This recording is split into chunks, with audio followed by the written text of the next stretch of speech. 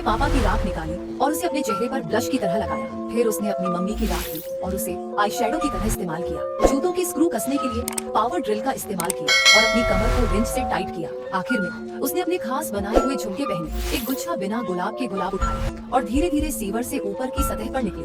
आज उसका शादी का दिन था। जब गांव वाले उसे देखने लगे तो सबने जल्दी से अपनी खिड़कियां बंद कर दी, लेकिन उसे इसका कोई फर्क नहीं पड़ा। ये तो बस एडम्स परिवार की अपनी ही अजीबोगरीब स्टाइल है। जैसे ही खुशमिजाज अंतिम संस्कार की धुन बज रही थी, दुल्हन धीरे धीरे शादी के हॉल में दाखिल हुई। लेकिन गोमेज को अचानक याद आया कि उसने अंगूठियां भूल गई हैं। उसी वक्त उनका पालतू थिंग दौड़ता हुआ आया और जादू से अंगूठियां निकाल दी। जैसे ही शादी की रस्म शुरू होने वाली थी, कुछ गांव वाले मशाले लेकर आ गए जो इन राक्षसों को मिटाने की सोच रहे थे। गोमेज जल्दी से शादी पूरी करने लगा और अपने परिवार को जल्दी भागने के लिए कहा, लेकिन बाहर निकलने का अलावा कोई और रास्ता नहीं था। गांव वालों ने सब कुछ बर्बाद कर दिया, कहीं भागने का रास्ता नहीं था, इसलिए उनके पास हथियार उठाकर लड़ने के अलावा कोई चारा नहीं था। लेकिन उनका मकसद गांव वालों को नुकसान पहुंचाने का बिल्कुल भी नहीं था।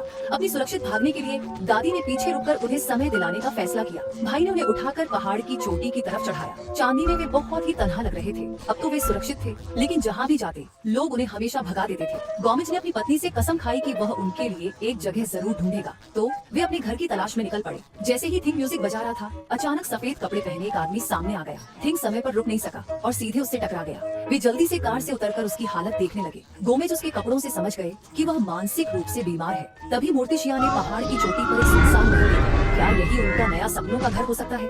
लेकिन अचानक उसने उसे धन्यवाद और कहा, पुराने दोस्त, रास्ता दिखाओ। बस ऐसे ही वह अनजाने में गोमेज का नौकर बन गया। थोड़ी देर में वे महल पहुंच गए। गोमेज ने मोहर तोड़कर दरवाजा खोला। जगह न सिर्फ डरावनी थी, बल्कि दीवारों से खून भी टपक रहा था। कोई और होता तो डर के मारे भाग जाता, लेकिन ये वही स्टाइल थी जो एडम्स परिवार को पसंद थी, इसलिए उन्होंने यहाँ बसने का फैसला किया। जल्द ही उनके दो अजीब बच्चे हो गए। बड़ी बहन का नाम वेडनेसडे था। उसे गिलोटिन के नीचे सोना पसंद था। अगर हर सुबह पेड़ की आत्मा उसे जगाती नहीं तो शायद वह मर जाती। 1000 बार हो चुका था छोटा भाई पग्सली, इससे भी ज्यादा डरावना था। उसका हर दिन का सबसे पसंदीदा काम था अपने पिता को खुद से बनाए हुए हथियारों से मारने की कोशिश करना। भाई बहन एक दूसरे के बहुत करीब थे। वेडनेसडे का अपने भाई से प्यार जताने का तरीका था उसे जिंदा गाड़ देना।